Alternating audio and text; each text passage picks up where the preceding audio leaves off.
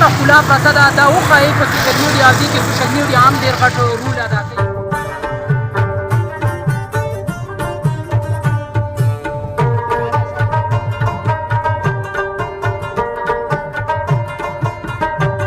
معمولي ځای دی وګورئ دلته کوم خوشحالي راغلې کومه ښکلا راغلې کوم خلک راځي تاسو لیدی شئ یو خوا کې اوس د چویل ډیم جوړ شوی دی کوم د هغه سره کوم خلک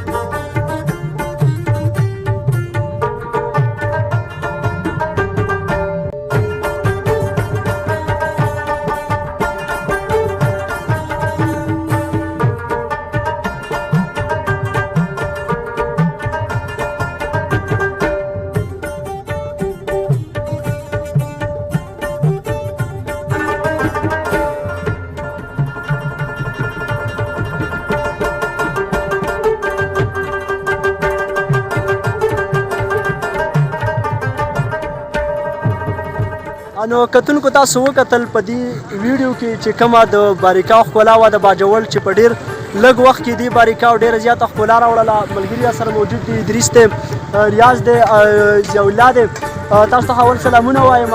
ادریس صاحب دا راته ووایي چې د دې دا ښکلا تاسو ته څنګه ولګ په نظر راځي د خپل نظر ښکلا دې لږ ور واچوئ د خپلو مینهوالو سره.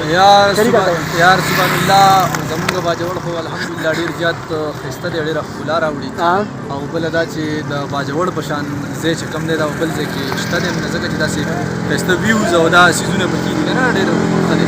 بل که موږ وګورو زموږ خوا کې تر هغه دا ډېر لږ احساس هغې باندې موږ راتېر شو هغه هم ډېر خوند وکړو ډېره مزه یې وکړله. بلکل کتونکو الحمدلله زموږ باجوړ ته به فیسیلیټیز هم نور راځي انشاءالله د سیر سپاټۍ ځایونه هم پکې پیدا شي.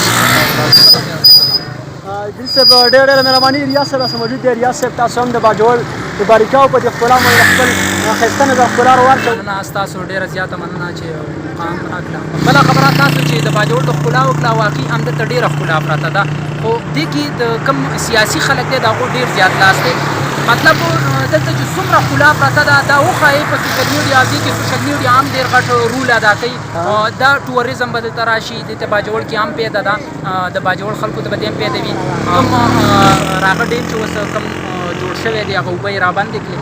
موږ هلته هم تللي وو د دې نه مخکې موږ وکتل چې څومره خلکو ورسره د هغه روزګار برابر شوی دی.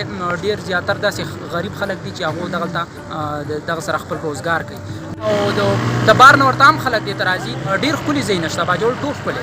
ضیا راسره موجود دی. ضیا صاحب به هم د د باجوړ په دې ښکلا باندې به هم د خپل نظر ښکلا چې زیات صاحب سلامونه درته وایم. وعلیکم السلام. زیات صاحب د باجوړ د باریکاو په دې ښکلا باندې د خپل ښایسته نظر ښکلا ور واچوئ. مننه سبحان بالکل باجوړ خو ټول ښکلی دی او څنګه چې ریاض ویل چې دلته کم ټورست چې راځي که نه نو د خلکو ورسره روزګار هم دلته بحال دي شروع کړی دی. دا معمولي ځای دی خو چینه ورته هم ویلی شي. بالکل خوب چینه ورته ویلی شي. پخوا باندې چې کومه دا مشهوره وه نو په خوب چینه مشهوره وه.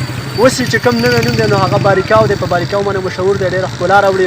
بالکل او دا نیچرل نظارې دي که نه خو دې باندې چې څنګه دې ویل چې حکومت پرې لږه دستاني واچوله نو ډېر ښکلي ځایونه دي دا نیچرل ځایونه دي. دا معمولي ځای دی وګوره دلته کوم خوشحالي راغلې کومه ښکلا راغلې کوم خلک راځي تاسو لیدی شئ. خوا کې اوس د چې ویل ډیم جوړ شوی دی کوم د هغه سره کوم خلک